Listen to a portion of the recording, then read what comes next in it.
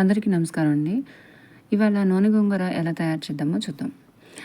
నూనె గోంగూరకి ఫస్ట్ బాగా ముదురుగా ఉన్న గోంగూరని తీసుకొని బాగా కడిగి వాటిని మంచి క్లాత్ మీద వేసి నీడలో ఆరబెట్టండి. మధ్య మధ్యలో కలుపుతూ ఉండండి. అడుగునున్న నీరు కూడా ఆరిపోతుంది. కంప్లీట్ ఆరిపోయిన తర్వాతనే పొయ్యి మీద ఒక బాండి పెట్టుకొని అందులో ఆకు కొంచెం వేసుకొని కొంచెం కొంచెంగా వేసుకొని దాంట్లో కొంచెం కొంచెంగా ఆయిల్ యాడ్ చేసుకోండి. ఎక్కువ ఎక్కువ వేయకండి. 2 స్పూన్లు, 1 స్పూను అలా యాడ్ చేసుకుంటూ ఆకుకు తగ్గట్టుగా వేసుకొని వాటిని ఇలా రంగు మారేంత వరకు వేయించుకోండి.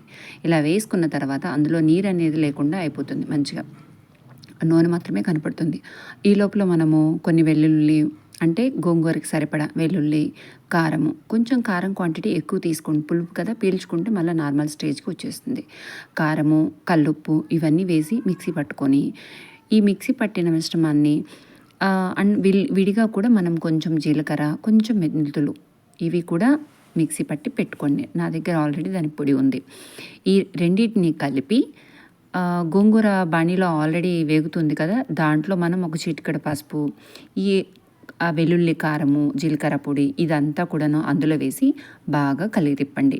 నేను ఇక్కడ వెల్లుల్లి కారంని కొంచెం ముద్దగా అయ్యేట్లు చూసుకున్నాను, కానీ మీరు పొడి పొడిగా ఉండేటట్టు వేసుకుంటే చాలా బాగుంటుంది. ఈ నూనె గోంగూర మనకి నెల పైన స్టోర్ ఉంటుందండి. చాలా బాగుంటుంది అన్నంలోకి. ట్రై చేయండి మీరు.